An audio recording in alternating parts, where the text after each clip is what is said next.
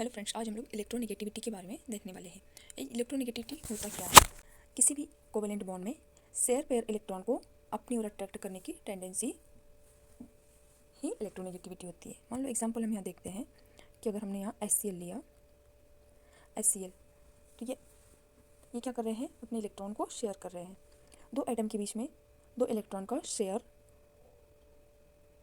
Sharing में covalent bond involve होते हैं। अब ये कोवेलेंट बॉन्ड कैसे बन रहा है? यहाँ पर अगर हम देखते हैं कि ये जो बॉन्ड है इसमें दो इलेक्ट्रॉन आपस में बॉन्डेड है, तो ये इलेक्ट्रॉन किस साइड सबसे ज़्यादा अट्रैक्ट होंगे? तो ये इलेक्ट्रॉन उस साइड अट्रैक्ट होंगे जिसकी इलेक्ट्रोनेगेटिविटी सबसे ज़्यादा है। तो हाइड्रोजन और क्लोरीन के केस में हाइड्रोजन की इलेक्ट्रोनेगेटिविटी है 2.1 और क्लोरीन की इलेक्ट्रोनेगेटिविटी है 3.5। तो ये इलेक्ट्रॉन क्लोरीन की साइड अट्रैक्ट होंगे जिसके कारण क्लोरीन पे स्लाइटली नेगेटिव चार्ज आ जाएगा और हाइड्रोजन पे स्लाइटली पॉजिटिव चार्ज आ जाएगा। तो क्या होता है? तो नेगेटिविटी यही होता है कि इसमें इलेक्ट्रॉन को अपनी ओर अट्रैक्ट करने की टेंडेंसी होती है। अब बात करते हैं पीरियोडिक टेबल में कौन सा एलिमेंट सबसे ज़्यादा मोर इलेक्ट्रोनेगेटिव एटम है और कौन सा लेस इलेक्ट्रोनेगेटिव एलिमेंट है। तो हम यहाँ पर देखते हैं मोर इलेक्ट्रोनेगेटिव एलिमेंट होता है फ्लोरीन होता है वो मोर इलेक्ट्रोनेगेटिव एलिमेंट होता है, और सीसियम जो होता है वो लेस इलेक्ट्रोनेगेटिव एलिमेंट होता है। फ्रेंशियम होता है, लेकिन फ्रेंशियम क्या है? रेडियो एक्टिव एलिमेंट होता है। तो पूरे पीरियोडिक टेबल में देखिए तो मोर इलेक्ट्रोनेगेटिव एलिमेंट होते हैं वो है हेलोजेंस, और जो मेटल्स होते हैं फर्स्ट ग्रुप के मेटल्स वो सबसे लेस इलेक्ट्रोनेगेटिव होते हैं। अब हम अगर देखते हैं इसका ट्रेंड, तो इलेक्ट्रोनेगेटिविटी पीरियोडिक टेबल में लेफ्ट टू राइट इंक्रीज होती जाती है। अगर टॉप टू बॉटम देखिए तो टॉप टू बॉटम भी इलेक्ट्रोनेगेटिविटी डिक्रीज होती है जनरली, नॉट ऑलवेज। अगर हम बोरॉन के केस में या बोरॉन फैमिली के बारे में बात करें तो इसकी इलेक्ट्रोनेगेटिविटी एक्सेप्शन होता है, क्योंकि बोरॉन की इलेक्ट्रोनेगेटिविटी होती है 2.0, एल्यूमिनियम की होती है 1.5, गैलियम की 1.6 है, इंडियम की 1.7, थीलियम की 1.8। तो इसकी इलेक्ट्रोनेगेटिविटी क्या हो रही है? इंक्रीज हो रही है। फिर कार्बन के केस में भी यही होता है कि कार्बन की इलेक्ट्रोनेगेटिविटी होती है 2.5, सिलिकॉन जर्मेनियम की 1.8, टिन की भी 1.8, लेड की 1.8। तो ये दो केस क्या है? एक्सेप्शन है जिसमें इलेक्ट्रोनेगेटिविटी डाउन द ग्रुप आने पर इंक्रीज हो रही है। नॉन मेटल जो होते हैं वो क्या होते हैं? मोर इलेक्ट्रोनेगेटिव होते हैं, और जो मेटल्स होती है वो मेटल्स लेस इलेक्ट्रोनेगेटिव होती है। तो मोर इलेक्ट्रोनेगेटिव एलिमेंट हो गया है fluorine, list electronegative element caesium, और मेटल्स जो होती है वो क्या होती है? लो इलेक्ट्रोनेगेटिव। नॉन मेटल होती है वो हाई इलेक्ट्रोनेगेटिव एलिमेंट होते हैं। फिर नेक्स्ट आता है factor affecting the electronegativity. Electronegativity को कौन कौन से फैक्टर अफेक्ट करते हैं? किसी एटम का साइज जितना ज़्यादा होगा उसकी इलेक्ट्रोनेगेटिविटी उतनी ही कम होगी। मान लो एग्जांपल यहाँ देखते हैं हम, एग्जांपल ये कोई इस एलिमेंट का साइज बिगर है, तो इसके पास इलेक्ट्रॉन है, ये न्यूक्लियस, ये इलेक्ट्रॉन अट्रैक्ट करने की इसकी टेंडेंसी बहुत ज़्यादा होगी, क्योंकि इसमें इलेक्ट्रॉन जो होते हैं वो इलेक्ट्रॉन इसके नियर है। लेकिन अगर हम यहाँ पर देखते हैं तो इलेक्ट्रॉन क्या है? न्यूक्लियस से दूर है, जिसके कारण क्या होगा? इसमें इलेक्ट्रॉन को अट्रैक्ट करने की टेंडेंसी जो है वो कम रहेगी। इस कारण क्या होगा कि इसकी इलेक्ट्रोनेगेटिविटी कम होगी as compare to this element. किस size is inversely proportional to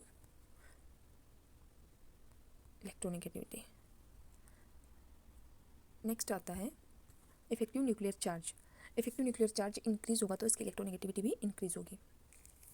अगर हम यहाँ पर देखते हैं, ये मान लो सोडियम मॉलिक्यूल है और ये एल्यूमिनियम 3+, ठीक है, सोडियम पे +1। अब यहाँ पर देखते हैं इसमें कितने +3 चार्ज है। तो इन दोनों में से सबसे ज़्यादा इलेक्ट्रोनेगेटिविटी किसकी होगी? इसमें इलेक्ट्रोनेगेटिव होगी इस एलिमेंट की, क्योंकि इसमें न्यूक्लियस में जो प्रोटॉन है वो प्रोटॉन क्या करेंगे? इलेक्ट्रॉन को अट्रैक्ट ज़्यादा करेंगे, और ये वाले इलेक्ट्रॉन को अट्रैक्ट कम करेंगे, जिसके कारण इसकी इलेक्ट्रोनेगेटिविटी ज़्यादा रहेगी, और सोडियम प्लस आयन की इलेक्ट्रोनेगेटिविटी कम रहेगी। तो क्या हो गया? Electronegativity directly proportional to the nuclear effective nuclear charge. Next point आता है चार्ज ऑन केटायन। केटायन पे जितना ज़्यादा चार्ज रहेगा उसकी इलेक्ट्रोनेगेटिविटी भी उतनी ही ज़्यादा रहेगी, मतलब electronegativity is directly proportional to the charge on cation.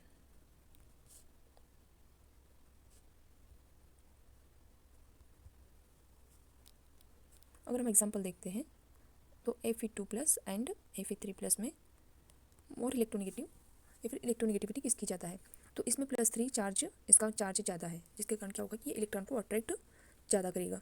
इसमें चार्ज इसका कम है, इसलिए इलेक्ट्रॉन को अट्रैक्ट कम करेगा। तो जितना ज़्यादा अट्रैक्शन ऑफ इलेक्ट्रॉन, उसकी इलेक्ट्रोनेगेटिविटी भी उतनी ही ज़्यादा रहेगी। आयरन 3+ की इलेक्ट्रोनेगेटिविटी ज़्यादा रहेगी एज़ कम्पेयर टू आयरन 2+। फिर नेक्स्ट आता है, अपोजिट हो गया चार्ज ऑन एनाइन। एनाइन का चार्ज जितना ज़्यादा रहेगा, उसकी इलेक्ट्रोनेगेटिविटी उतनी ही कम रहेगी। मान लो एग्जांपल हम यहाँ पर देखते हैं, कोई एनाइन ले लिया, -1 N -2 N -3। यहाँ पर क्या हो रहा है कि जिसको इलेक्ट्रॉन को एक्सेप्ट नहीं करेगा, क्योंकि इसके पास ऑलरेडी -3 चार्ज है, ये अपने इलेक्ट्रॉन को क्या करेगा, रिपल करेगा। फिर ये भी -2, ये भी रिपल करेगा। तो ये जो N -1 है वो इलेक्ट्रॉन को एक्सेप्ट करेगा। तो क्या हो गया, इसकी इलेक्ट्रोनेगेटिविटी सबसे ज़्यादा है, फिर N -2 और लास्ट में रहेगा N -3। मतलब जितना ज़्यादा नेगेटिव चार्ज उतनी ही कम उसकी इलेक्ट्रोनेगेटिविटी। फिफ्थ पॉइंट आता है हाइब्रिडाइजेशन। जितना ज़्यादा एस कैरेक्टर, उसकी इलेक्ट्रोनेगेटिविटी भी उतनी ही ज़्यादा रहेगी। अगर हम हाइब्रिडाइजेशन में देखते हैं, एस पे हाइब्रिडाइजेशन, दोनों में 50%, एस कैरेक्टर में भी 50% है, उसका पी कैरेक्टर भी 50% है। लेकिन अगर बात करते हैं हम sp2, तो एस कैरेक्टर है इसका 33.33% और पी का 2p है, इसलिए इसका रहेगा 66.33। फिर sp3, इसमें 25% एस कैरेक्टर और 75% पी कैरेक्टर। तो जितना ज़्यादा एस कैरेक्टर, उसकी इलेक्ट्रोनेगेटिविटी भी उतनी ज़्यादा रहेगी। फिर देखते हैं application of electronegativity, combination of chemical bond. Electronegativity के द्वारा हम केमिकल बॉन्ड के बारे में पता कर सकते हैं कि ये बॉन्ड कोवेलेंट है या आयनिक है। तो बॉन्ड, केमिकल बॉन्ड को पता करने के लिए हमें देखना पड़ेगा उस एटम की इलेक्ट्रोनेगेटिविटी। और इलेक्ट्रोनेगेटिविटी का डिफरेंस, तो मोर आयनिक। इफ इलेक्ट्रोनेगेटिविटी डिफरेंस लेस, तो वो क्या रहेगा, कोवेलेंट।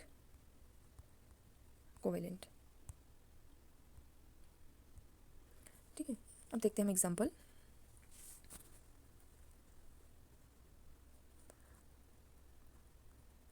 HH, HCl और NaCl। अब यहाँ पर देखते हैं, तो हाइड्रोजन का इलेक्ट्रोनेगेटिविटी डिफरेंस 0 हो गया। हाइड्रोजन क्लोरीन के केस में हाइड्रोजन का 2.1, क्लोरीन के केस में देखते हैं इसका इलेक्ट्रोनेगेटिव डिफरेंस होता है 3.0। तो HCl में इलेक्ट्रोनेगेटिव डिफरेंस कितना हो गया, 0.9। फिर NaCl में देखते हैं, तो सोडियम का होता है 0.9 और क्लोरीन का होता है 3.0। तो इसका इलेक्ट्रोनेगेटिव डिफरेंस हो गया 2.1। तो यहाँ पर जितना ज़्यादा इलेक्ट्रोनेगेटिव डिफरेंस, वो उतना ही ज़्यादा आयनिक होता है। तो यहाँ पर देखेंगे NaCl का इलेक्ट्रोनेगेटिव डिफरेंस सबसे ज़्यादा है, इसलिए क्या हो गया ये आयनिक। इसका इलेक्ट्रोनेगेटिव डिफरेंस कम है, तो ये हो गया कोवेलेंट। मोल कैरेक्टर इसका सबसे ज़्यादा रहेगा। फिर सेकेंड आता है पोलैरिटी ऑफ कोवेलेंट बॉन्ड। अगर delta E increase between 2 atom, तो पोलैरिटी ऑल्सो इंक्रीज। मान लो यहाँ पर देखते हैं हम hydrogen iodide, hydrogen bromine, HBr, HCl और HF। अगर हम इसका इलेक्ट्रोनेगेटिविटी डिफरेंस देखते हैं, तो आयोडीन का होता है 2.5, हाइड्रोजन का होता है 2.1। मतलब इसका इलेक्ट्रोनेगेटिव डिफरेंस हो गया 0.4, हाइड्रोजन का 2.1, ब्रोमीन का हो गया 2.8। इसका इलेक्ट्रोनेगेटिव डिफरेंस हो गया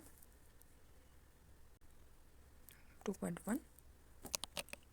फिर हाइड्रोजन का 2.1, क्लोरीन का 3.0। इसका इलेक्ट्रोनेगेटिव डिफरेंस हो गया 0.9। हाइड्रोजन फ्लोरीन का हो गया 2.14, 1.9। तो इसका 1.9 हो गया। तो जितना ज़्यादा इलेक्ट्रोनेगेटिविटी डिफरेंस, उतना ही ज़्यादा उसका polarity. Hydrogen chloride more polar than hydrogen chloride.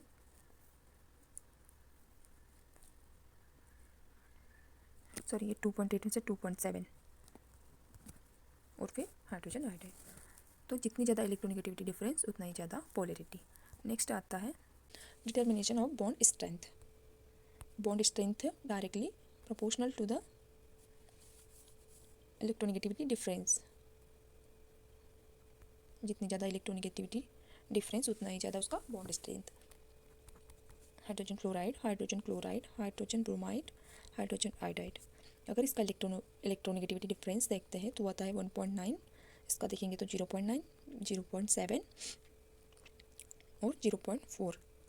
तो जिसकी जितनी ज़्यादा इलेक्ट्रोनेगेटिविटी डिफरेंस, उसका उतना ही ज़्यादा बॉन्ड स्ट्रेंथ उतना ही ज़्यादा रहेगा और वो स्ट्रॉन्गेस्ट कोवेलेंट बॉन्ड फॉर्म करता है। तो यहाँ पर हाइड्रोजन फ्लोराइड क्या है, उसकी सबसे ज़्यादा बॉन्ड स्ट्रेंथ है, उसके बाद हाइड्रोजन क्लोराइड, फिर सबसे वीक होता है, उसके बीच का जो बॉन्ड होता है वो बॉन्ड वीक होता है, ये इजीली ब्रेक होकर के हाइड्रोजन प्लस आयन को लूज़ कर देता है। तो ये हो गया हमारा थर्ड एप्लीकेशन। अब फोर्थ देखते हैं, calculation of percent ionic character. इसका एक फॉर्मूला है, वह के द्वारा हम परसेंट आयनिक कैरेक्टर कैलकुलेट कर सकते हैं। इसमें भी जितना ज़्यादा इलेक्ट्रोनिगेटिविटी डिफरेंस उतना ही ज़्यादा उसका आयोनिक कैरेक्टर, आयोनिक नेचर। तो ये हो गए इसके एप्लीकेशंस।